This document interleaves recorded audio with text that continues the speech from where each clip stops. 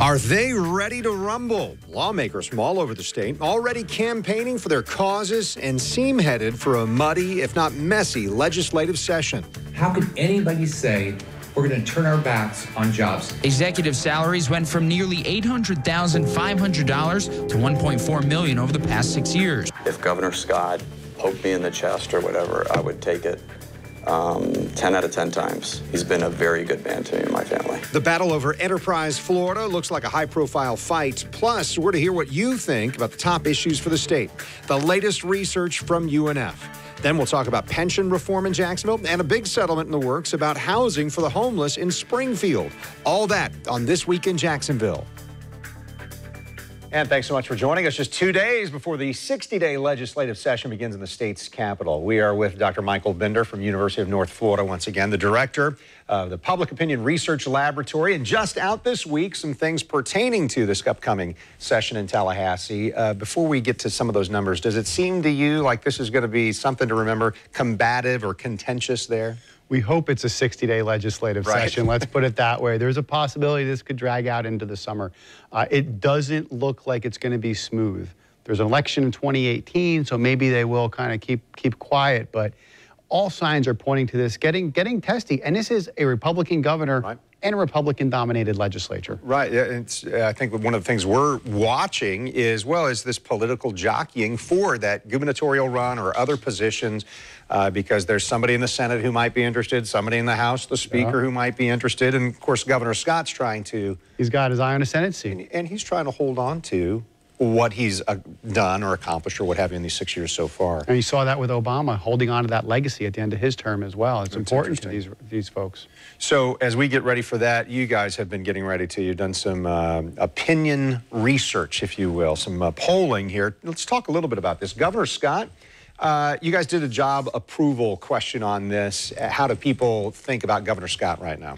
Yeah, and he's above water. Now, most politicians, if they're below 50%, they get a little bit nervous. But he's net positive 6 points, 46 to 40. The splits are what you'd expect. Obviously, much more supportive among Republicans than Democrats. 3 out of 4 Republicans say, good job, Governor. And the opposite for Democrats, only 1 out of 4. But the fact that he's above 40%, and he's plus 6, that's all positive for him. Those are all good things, and he's going to lean on that as we talked about what might be a very tough session coming up for him. Yeah, it's interesting because some of these issues, and we'll hear more about this at the end of our segment right now, but Enterprise Florida, Visit Florida, some of these issues he really goes out and campaigns on. He tries to go to different spots in the state and reach as many people as he can. Actively campaigning. Right. This is, he's in it. His sleeves are rolled up, and he is absolutely involved in this legislative session. He is not mailing it in. He's not a lame duck by any stretch of the imagination. Yeah, the legislature is something that was on the list of questions for folks as well. Registered voters in Florida weighing in on lawmakers. Overall, 39% say they approve of the way the Florida legislature is handling the job, 40% saying they disapprove, and the rest say they don't know. So, Dr. Bender, kind of a toss-up, and a toss-up when it comes to state lawmakers or federal lawmakers. Right. That's good news for the lawmakers, right? It's great news in a lot of ways, and I know this sounds strange, but congressional approval numbers are in the 20s or even in the teens in some polls. And when you think about it, you personally are only responsible for 1 House member and 1 senator. There's 158 other people there that you didn't vote for. So the fact that they're at least at that, break-even point, I think is a pretty good number for the legislature. Yeah. So we also talked about the top issues in the state. You were asking about this, and respondents here, Florida registered voters, saying that the #1 issue, 20% of them saying it's education, 15% said the #1 issue is health care, and then we look at crime, immigration, and I wanted to kind of hone in on environment for a moment because that was something 11% said was the top thing. However, when asked to what extent Florida's government spending, are they spending the right amount of resources on protecting the environment? This is our next slide here with the information. Only 4% say used to spend less. 27% say, yeah, we're spending the right amount. And then 55% say more money needs to be spent on the environment and protecting it. What do you get out of those numbers? Right. Should be a clear message, right? I think it's a very clear message, and I think it's telling, and I think it's something that Florida, I don't necessarily think is unique from the rest of the country. I would be surprised if these numbers weren't mirrored elsewhere, which might give the national folks some attention, particularly with Trump's budget that's slated to slash the EPA. Now, listen, we all live in the environment. We want to breathe clean air. We don't want to be Beijing. This is Florida. We're a tourism state. Right. A lot of that tourism is centered around our beaches and our waterways. We need to take care of those. And you think about what's going on in South Florida. You think about what's happening in Lake Okeechobee. So all of these things are things that Floridians are concerned about, and we need to pay attention to. Yeah, when you guys are doing polling like this, do you drill down to some of those specifics of the issues, or is it a broader sense where you just get a yes or a no, strongly oppose, you know, those sorts of things? Most of the time, it's that broad issue aspect. Sometimes we'll do more specific things if we're really getting into an issue, but we wanted to cover a lot, and we did in this poll. We covered a lot of different state Senate bills and House bills that are going to be up for debate and discussion on the House floor and the Senate floor. So we wanted to kind of get a broad, sweeping look at this thing. Let's talk about a couple of those. And some that stood out to me concern gun rights. One of those, House Bill 6005, is about concealed handguns and having them on campus. So you asked about this, and the majority of these registered voters who responded do not want concealed handguns on colleges or university campuses. 62% oppose that proposed legislation, and we see only 35% are in support of this. And strong support or just somewhat support, I mean, what makes the difference there? In terms of I think the thing that strikes me here, yes, there's 62% of the folks that are opposed to it, but 48% are strongly opposed to it. That means they have some real sense of, it's not a wishy-washy, I could go either way. This is, I am wildly opposed to this. I do not want this to happen. I think it's a bad idea for the state. And I think that backs up the position of a lot of the state university campus heads that have come out and said we're opposed to this issue. So I think that's something that, you know, maybe the legislators in Tallahassee might want to take a look at going forward. Yeah, and we know in our own just chatting around the water cooler, so to speak, that it can be a pretty polarizing issue, gun rights. Guns are always polarizing. So here's something. There's a Senate bill about openly carrying handguns in Florida. So majority of Florida registered voters in this poll oppose it. 44% say they support it. And what we found out just this Thursday was the Florida Supreme Court upheld a pretty long-standing state ban on people who open carry firearms in public. That doesn't mean that the legislature won't still take up these issues. Sure, absolutely. And the legislature's absolutely right to take up these issues if they want to.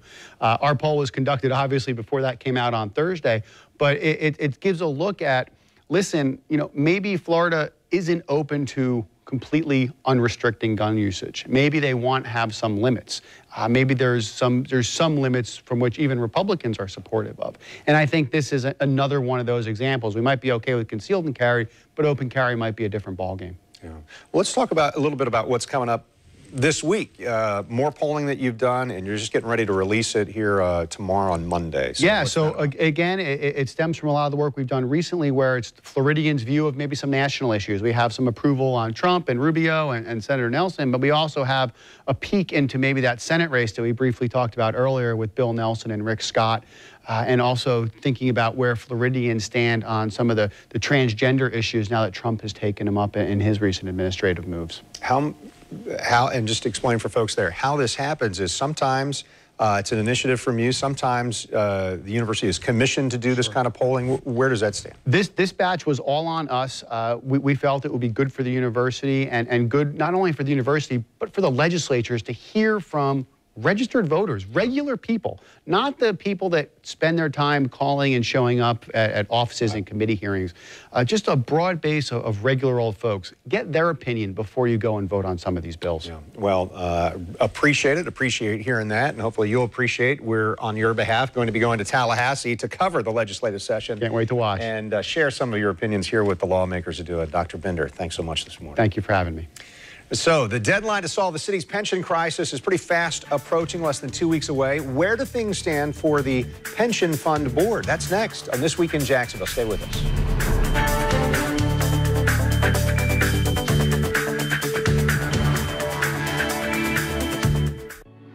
A tire commercial. Get Tire Kingdom's oil change for $19.99 plus $3 disposal fee. And get the lowest price on tires, like the Defender LTX MS. Do more for more miles with Michelin's longest-lasting light truck tire. Tire Kingdom. That's all you need. This is a ClassAction.com consumer alert. Homes built before 1975 may have pipe erosion that can cause major water damage to your home. If you have water damage, warped floors, slow drains, or even a water-stained wall, you may have leaking pipes below your foundation, right under your feet. It's not a matter of if, it's a matter of when. Call or visit pipelawsuit.com now to learn more.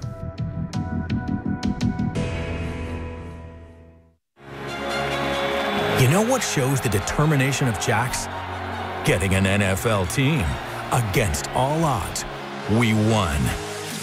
That's the kind of determination you get from the Weather Authority when it comes to your family's safety. They do whatever it takes to warn you. No matter how you get your forecast, News 4 Jax will alert you when weather turns severe from a team that's more local. The Weather Authority. Always watching, always tracking. Make tomorrow awesome with Xfinity TV from Comcast. Right now, you can get Xfinity TV for just $19.99 a month for 12 months with Xfinity On Demand included. Call 1-800-566-8080 today. Xfinity On Demand delivers thousands of hit shows, top movies, and more at no additional cost. So you can stream the latest episodes of TV's hottest shows anytime, anywhere, on even more screens. Get started with Xfinity TV for just $19.99 a month for 12 months with Xfinity On Demand included. Plus, ask how you can add HBO, Showtime, or Starz and enjoy award-winning TV shows and movies at home and on the go. It's all backed by our 30-day money-back guarantee. So it's risk-free. Enjoy top shows and movies at a great low price. Call 1-800-566-8080. That's 1-800-566-8080. Xfinity, the future of awesome. Join us under the sea for this spectacular production. Critics agree it's a sumptuous design, music to savor, and choreography to delight. The Fifth Avenue production of Disney's The Little Mermaid. Family Night on Broadway is March 21st. Visit fscjartistseries.org. You know what's powerful in Jacksonville? The 200-ton train engines that run the tracks of the First Coast. Like the power of a tropical storm or hurricane. There's no stopping it. That's why you count on the power of 4. When that kind of fury is headed our way, the Weather Authority warns with push alerts, tracking and updating a storm's every move until the danger has passed. Download the Weather Authority app and enable push alerts to help keep your family safe. You're watching This Week in Jacksonville with Kent Justice. Jacksonville Mayor Lenny Curry campaigned on it and seems pretty close to solving the pension crisis in the city. Union leadership has given support to the mayor's pension reform proposal. Police union membership has agreed. Members of the fire union, they have to sign off before a couple more steps would take place. But here are the basics of the pension deal Mayor Curry offered. A 3% bonus, combined over 3 years, 20% pay raise and restoration of benefits. The city increases contributions to the pension from 8% to 10%. And the plan that we're talking about would be like a 401k for new hires. So this is the first time a major city would replace a pension plan with a 401k. So to talk through this, joining us again, Tim Johnson, who's Executive Director for the Police and Fire Pension Fund here in Jacksonville. And as we get talking about this, I know 2 weeks ago, the word was that the board needed some more information. This deadline of March 15th might not be realistic. So where do things stand right now as we just get into the month of March? That's a great question. I appreciate the invitation. So late in the benefit negotiations, it was realized that the pension board might have a role in agreeing to certain terms that would ultimately release this new stream of contributions in the future. It was late in the process. So now the pension board has to get up to speed on its role and make a decision as soon as possible with regard to substituting the current source of contributions for a future source of revenue. I predict that it's going to take us 2 weeks to a month to get through that process. Right now, we have an important workshop scheduled for March 17th, which is the day of our next board meeting. And the board's working diligently to get through this as quickly as they can because they don't want to jeopardize this labor agreement between the city and the police and fire unions. So maybe explain for me what, and I know we're trying not to drill down too deep because it's a complex issue and a lot of people go, oh, pension, I don't even understand, I don't want to get into it. Right. But what are the concerns or what are the issues that have to be addressed by the board before you can say, yeah, it's a good idea or no, it needs work? There's two major issues. The first issue is we're substituting a current source of revenue for a future source of revenue. As you know, the surtax bill creates revenues that will begin making contributions 13 years from now. 2030 is the projection. You got it. The second part of it is, what happens between now and then? Is there enough money coming into the plan to pay benefits between now and then? So the board's major concern is there money available to pay the benefits that have been promised over time? Yeah. So you took on this post August, is that right? August. You joined us in August here in River City. Is that a challenge for you or for leading the board or what you all want to try and do there? I knew what I was getting into when I came. They were very clear about what they wanted me to do. There's a vision that we're on a journey to sustainability, to delivering real value for all stakeholders. Yeah. So it's not just low contributions by the city or not just benefits for the members, but being transparent for the media, being responsible to regulators, recognizing that there's a role for us to be accountable to city council. So we're on a journey, and we think that this surtax is a good solution. It really is a good solution. But we've got to be assured that it's going to deliver what's promised. Yeah. So one of the things that the mayor has said is, hey, we need an answer by the 15th of March because we need to be able to implement these things, the pay raises and so on. But you're saying that that workshop you've got scheduled is not until a couple of days after that March 15th. That's right. So is it possible to meet that timeline, or is it something where you guys will have to say, City Hall, we need to push it a little ways? We're going to give the mayor notice this week that we believe it will be difficult to make that 15th deadline. It's not that we're trying to obstruct the progress, but instead to do proper due diligence to ensure that the money's going to be available to pay the benefits that have been promised. Yeah. Do you have any opinion on this plan? Because as we were saying earlier, a 401k style plan, this would be the first major city to do this instead of some of the other defined benefits that have been out there. I don't have a real opinion about it. This really is between the city and the unions. As you probably know, my predecessor had been involved directly in benefit negotiations. Under new ordinances, I'm out of that process. The pension board is not involved. Is that okay with you? That's fine. Yeah. It's not really our role. Yeah. Our role is to administer the law, not to negotiate benefits. So I think that part of it's good. As long as the city and the unions are happy with what's been agreed, I'm happy for them. Yeah. So we know that next step in the process, we are waiting to hear from the fire union members. We're waiting to hear from the fund board, and then it goes to city council. So there are a couple of steps left here, but it seems like Mayor Curry and his plan are working towards solving this crisis that we've heard so much about and been so frustrated about in the city of Jacksonville for a long time. Tim, I appreciate it. Great to see you again, and I appreciate hearing the update on what's happening. All right, well, changes to the zoning laws in Springfield and restitution to a local nonprofit. That's part of what we're talking about next on This Week in Jacksonville.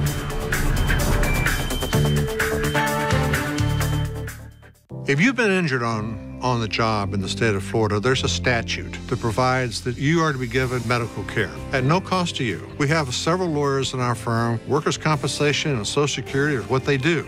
Give us a call. It's a free consultation. The Jacksonville Home and Patio Show, March 2nd through 5th at the Prime Osborne Convention Center. From kitchens and baths to landscaping and more, the Jacksonville Home and Patio Show. Buy tickets online and save at jacksonvillehomeshows.com. Discount courtesy of Lightstream. Lending uncomplicated.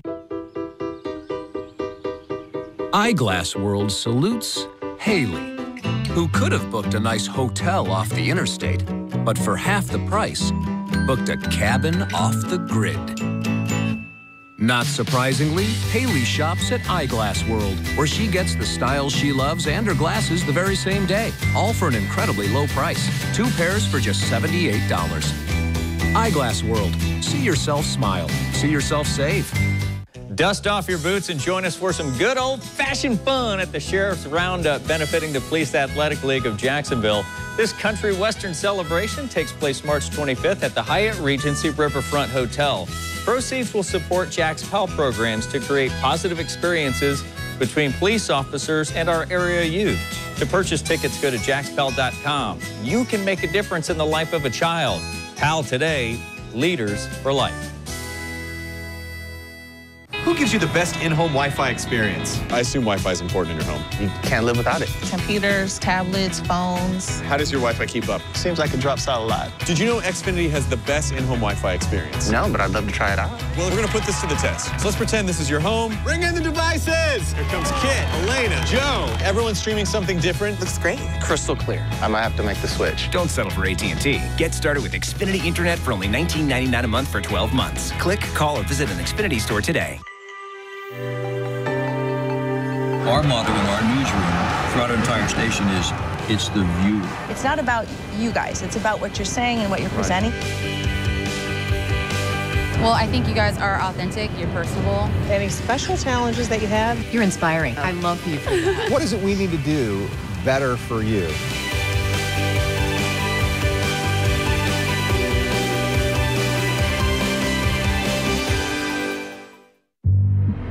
Dunkin's full-bodied cold brew coffee takes 12 hours to steep and almost no time to sip.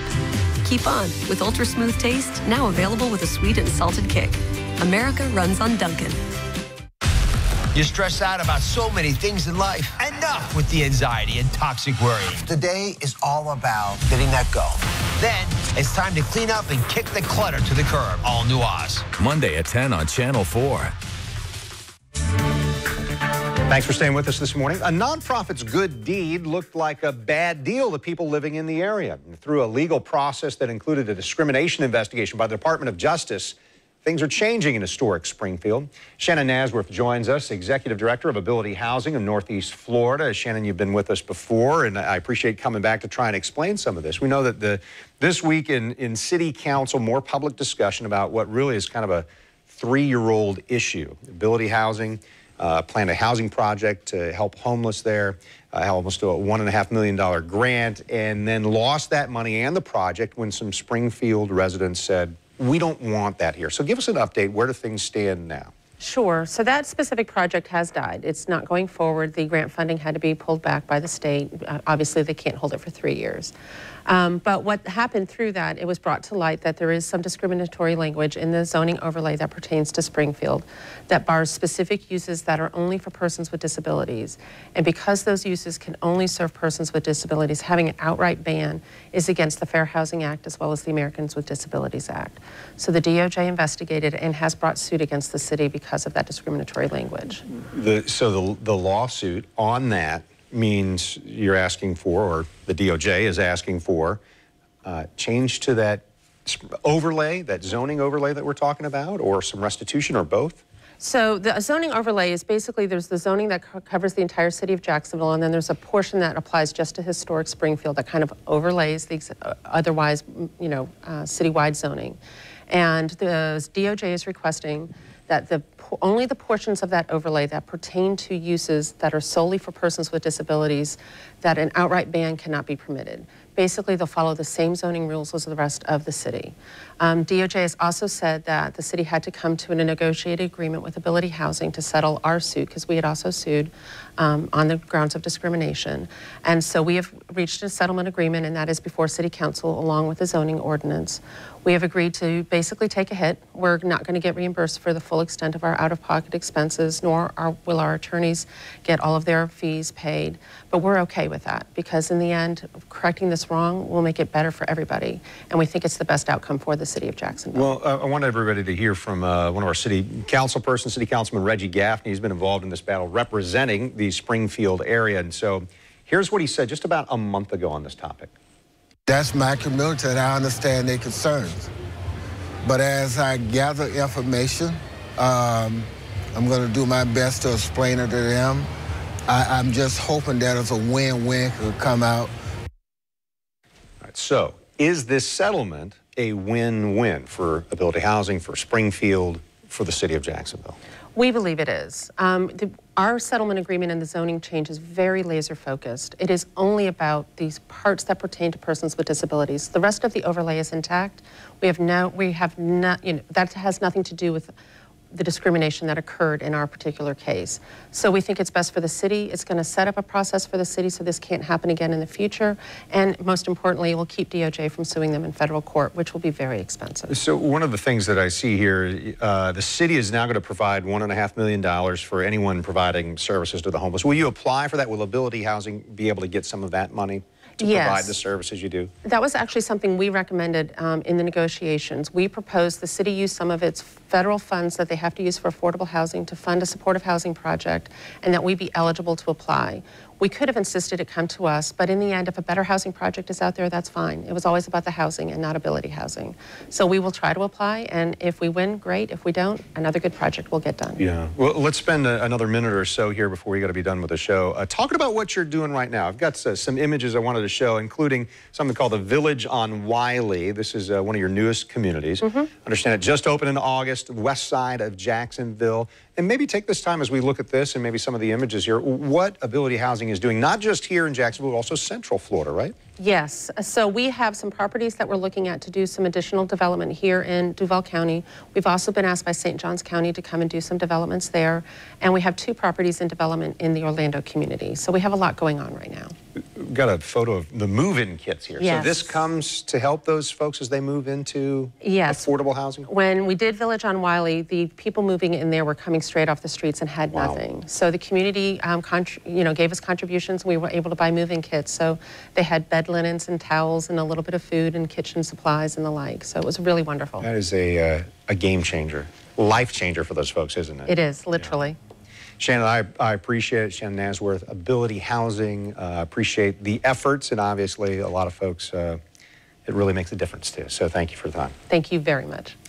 All right, so thanks for being with us this morning. You know, this week in Jacksonville, we air each Sunday morning at this time, and we're going to cover the start of the legislative session and tell you where things seem to be headed in these 60 days in Tallahassee. As you heard us talking about earlier, it could be pretty contentious there. We'll be on the ground Monday through Wednesday trying to bring you the latest there and the things that really are important to Northeast Florida as well. I'm Kent Justice. Thanks for watching on air and online. You can always find us on news4jax.com and then search for This Week in Jacksonville.